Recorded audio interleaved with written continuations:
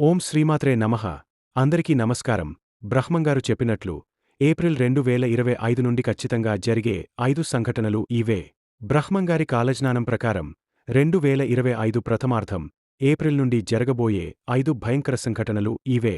కలియుగంలో రోజులు గడుస్తున్న కొద్దీ బ్రహ్మంగారు తన కాలజ్ఞానంలో చెప్పిన విధంగా ఎన్నో విషయాలు జరుగుతూ వస్తున్నాయి.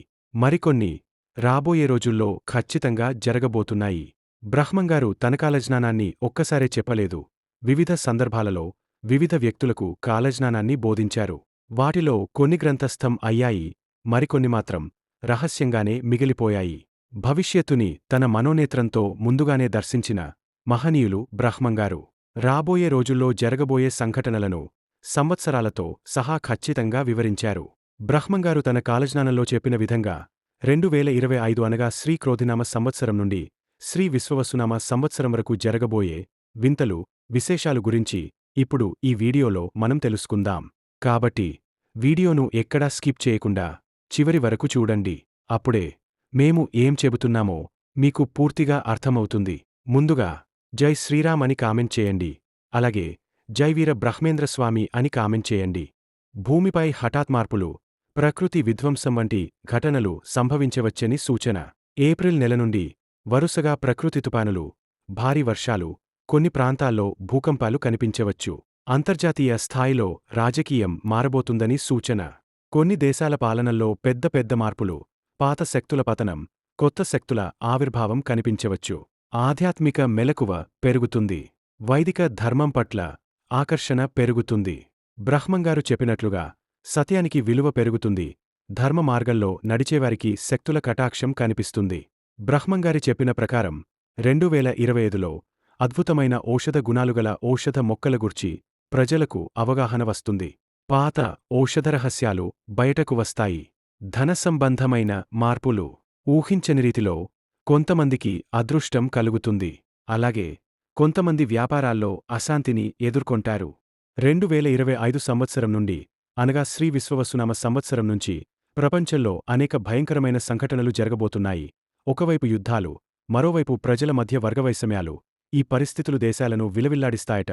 చిన్నగా మొదలైన కారుచిచ్చులు దేశాలకు దేశాలు మెలకువలతో విలవిల్లాడుతాయట.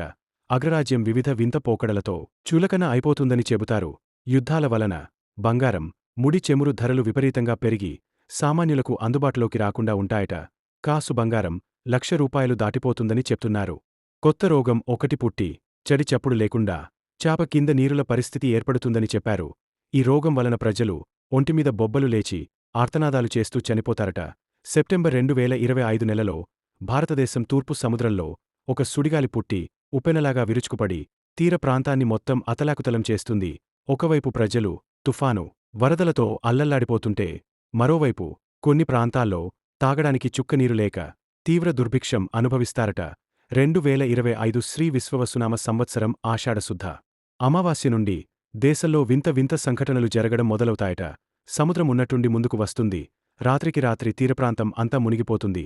ద్వాదశ నాటి రాత్రి భూమిలో తీవ్రమైన అలజడి చెలరేగి భూకంపం సంభవిస్తుందట.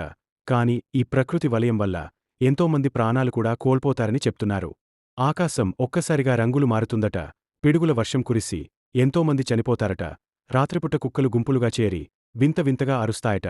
2025 ఆగస్టు నాటికి దేశంలో రాజకీయ సంక్షోభం ఏర్పడి అధికారం కోసం పార్టీలు ఒకదానితో మరొకటి కలయించుకుంటాయట. స్త్రీలలో కామ వాంఛలు పెరిగి పురుషులతో విచ్చలవిడిగా సంభోగస్తారట. డబ్బు, అధికారం ఉన్నవాడిదే రాజ్యం అవుతుందట. ఒకరి ఆకలి మరొకరి సొంతమవుతుందట. ఊరి పొలిమేరలో తెల్లటి కాకులు చేరి అందరూ చూస్తుండగానే తలలు బాదుకుని చస్తాయట. ఇది చూసిన జనం రక్తం కక్కి చనిపోతారట. కంచి కామాక్షి అమ్మవారి కంటి నుండి రక్తం కారుతుందుట. మధుర మీనాక్షమ్మ మనుషులతో మాట్లాడుతుండట. శ్రీశైలం మల్లన్న శ్రీశైలాన్ని విడిచి వింధ్య పర్వతాలకు వెళ్ళిపోతాడట. శాస్త్రవేత్తలు సైతం ఊహించని విధంగా సౌర తుఫానులు భూమిమీద విరుచుకుపడి సమాచార వ్యవస్థ మొత్తాన్ని నాశనం చేస్తాయట. రోజుల తరబడి ఫోన్లు, కంప్యూటర్లు పనిచేయకపోవడంతో ప్రజలు పిచ్చివారిగా మారుతారట. వన్యమృగాలు అడవులను విడిచి జన వ్యాసాలలోకి వచ్చి జనాన్ని తింటాయట. రోజుకి భూమిమీద ధర్మం నశిస్తుందట. భూదేవి పాపుల భారాన్ని మోయలేక తల్లడిల్లిపోతుందట. ఉన్నట్టుండి దేవాలయాలలో విగ్రహాలు మాయమైపోతాయట. తిరుపతి వెంకన్న కుడి భుజం అదిరుతుందట.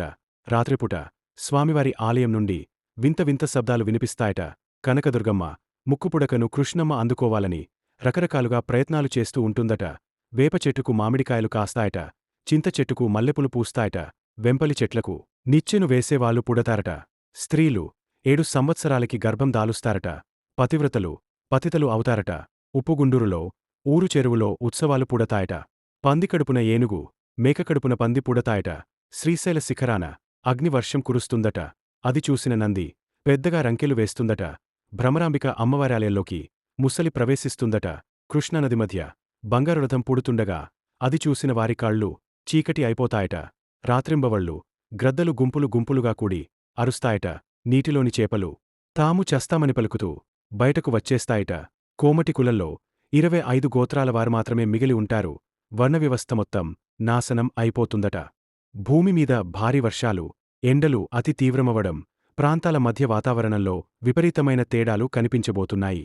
రాజకీయాలలో అనూహ్య మార్పులు, పాతవారు తొలగిపోవడం, కొత్త నేతల ఉద్భవం, సత్యబోధనకు ప్రజలు తిరిగి మొగ్గు చూపడం, ఆధ్యాత్మిక ప్రకాశం పెరగడం, ఎక్కువ మంది భక్తులు దైవచింతన వైపు మళ్లడం, దేవాలయాలలో శక్తి ప్రసారం ఎక్కువగా ఉండే సమయం ఇది. కుటుంబాల మధ్య విభేదాలు తొలగి ఒకరికొకరు అర్థమయ్యే సమయం రాబోతోంది.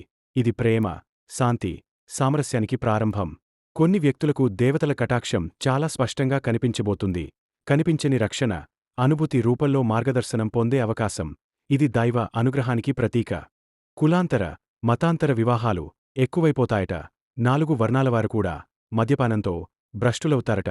బ్రాహ్మణులు తమ వృత్తిని వదిలి ఇతర వ్యాపారాలు చేస్తారట. అంతరిక్షం నుండి రహస్యంగా భూమిపైకి వచ్చిన గ్రహాంతరవాసులు మానవులతో కలిసిపోయి ఒక్కసారిగా విధ్వంసానికి దిగుతారట. భూమిమీద నుండి వేరే గ్రహాలకు వలసలు పెరిగిపోతాయట. ఎంత విజ్ఞానం పెరిగినా చావు, పుట్టుకల రహస్యాన్ని మాత్రం కనిపెట్టలేరట. ప్రజల బలహీనతలను ఆసరాగా చేసుకుని ఊరికి ఒక దొంగ బాబా వస్తాడట. అలాగే ఒక ఊరికి ఒక దేవత కూడా ఉద్భవిస్తుందట. భూమి తన కక్ష నుండి వేరే కక్షకు మారుతుందట. దీంతో వాతావరణంలో ఉన్నట్టుండి పెను మార్పులు జరుగుతాయట. భార్యలు భర్తలను, భర్తలు భార్యలను ధనం కోసం చంపుతారట. వేప చెట్టుకి అమృతం పుడుతుందట. ఆలయాలలో అపారమైన నిధి నిక్షేపాలు బయటపడతాయట. యంత్రాలు మనుషుల్ని తమ చేతుల్లో పెట్టుకుంటాయట. దీనివల్ల ప్రజలు ధర్మాన్ని వదిలి విచ్చలవిడిగా ప్రవర్తిస్తారట. దేవాలయాలు పూజలు లేక మూతపడిపోతాయట. ఇలా కలిపురుషుడు ప్రభావం రోజురోజుకీ పెరుగుతుండటంతో దుష్టశిక్షణ, శిష్టరక్షణ కోసం తాను వీర భోగ వసంతరాయల అవతారంలో నూరుమురల ఖడ్గాన్ని ధరించి తెల్లటి గుర్రాన్ని అధిరోహించి పాపాత్ములను చీల్చి చెండాడతాడట. పుణ్యాత్ములను రక్షించి ధర్మస్థాపన చేస్తారట అని బ్రహ్మంగారు తన కాలజ్ఞానంలో చెప్పారు. అలాగే విశ్వవస్తునామ సంవత్సరంలో వృక్షాలు నశించిపోతాయట. దాంతో కూరగాయల కొరత, ఆహార కొరత ఏర్పడుతుందట అని బ్రహ్మంగారు తెలియజేశారు. ఇలా బ్రహ్మంగారి కాలజ్ఞానంలో చెప్పబడిన సంఘటనలు తెలుసుకున్నాం కదా. ఈ వీడియో మీకు నచ్చినట్లయితే వీడియోని లైక్ చేయండి. అలాగే మరిన్ని వీడియోల కోసం మా ఛానల్ ని సబ్స్క్రైబ్ చేసుకుని మమ్మల్ని సపోర్ట్ చేయండి. జై శ్రీరామ్ అని కామెంట్ చేయండి. ధన్యవాదములు.